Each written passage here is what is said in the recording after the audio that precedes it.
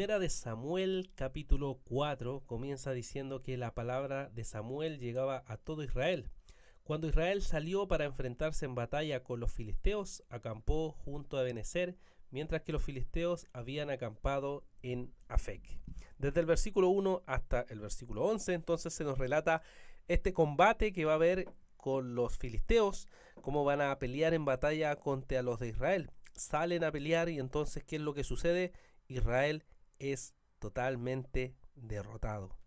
Y vienen los ancianos de Israel y dicen: ¿por qué nos ha derrotado hoy el Señor delante de los filisteos? Entonces ellos en ese momento dicen: ya, tomemos el arca del pacto del Señor, para que vaya en medio de nosotros y nos libre del poder de nuestros enemigos. Y entonces cuando llega el arca del pacto ante el Señor, todo Israel grita con voz fuerte, que la tierra dice que tiembla. Los filisteos dicen: ¿qué significa ese ruido o ese gran clamor en el campamento de los hebreos? Entonces entendieron que el arca del pacto había llegado al campamento. Y entonces los filisteos tienen temor y empiezan a decir: ay de nosotros, ¿quién nos va a librar de la mano de estos dioses poderosos? Estos dioses son los que hirieron en Egipto.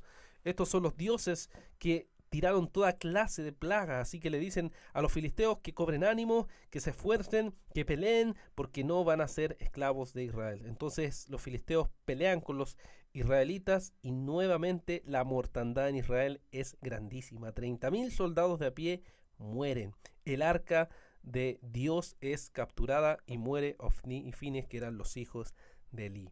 Entonces desde el verso 12 hasta el verso 22 va un hombre de Benjamín que corre a traer las noticias, y cuando llega estaba, dice, Elí sentado junto al camino esperando ansiosamente lo que iba a traer. Entonces cuando les dice qué es lo que había sucedido, les dice que él escapó del campo de la batalla y que muchas de las cosas que sucedieron fueron terribles porque Israel había huido delante de los filisteos. Había una gran matanza, sus hijos habían muerto, Ofni y Fines, y además de eso el arca del pacto había sido tomada. ¿Qué es lo que pasa? Dice que Elí era un hombre muy gordo y que estaba en un asiento y que se cae, y que cuando cae se rompe la nuca y muere. Y además de eso, después nos dice en el verso 19 que su nuera, la mujer de Fines, vemos que estaba embarazada, y al oír la noticia del arca inmediatamente tiene ganas de parir, y lo que sucede es que muere también en ese momento, poniéndole al niño Icabod, que significa se ha ido la gloria de Israel. El verso 22 termina diciéndonos: ella dijo, se ha ido la gloria de Israel porque el arca de Dios ha sido tomada. ¿Qué es lo que podemos, hermanos, meditar de este capítulo 4? Una de las cosas interesantes aquí es que Israel había convertido el arca de Dios en un amuleto. Ellos pensaban, con simplemente tener el arca de Dios ahí, entonces iban a ganar la batalla.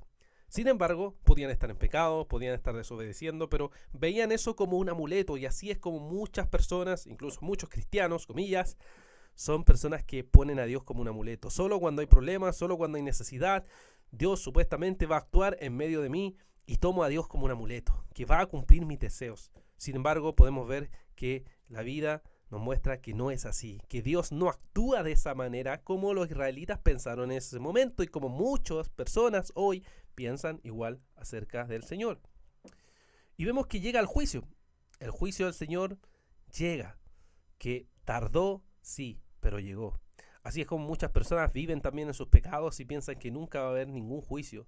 Nunca se van a enfrentar a ningún juicio, así como Elí, quizás, aunque lo sabía, pensaba que no iba a llegar cuando él pensara que iba a llegar, sino que llegó de forma inesperada, llegó en un momento que no creía que iba a suceder, y llegó el juicio. Asimismo, el juicio te alcanzará y llegará a ti. Si no obedeces a Dios, el juicio vendrá sobre ti y el Señor va a juzgar cada una de esas acciones.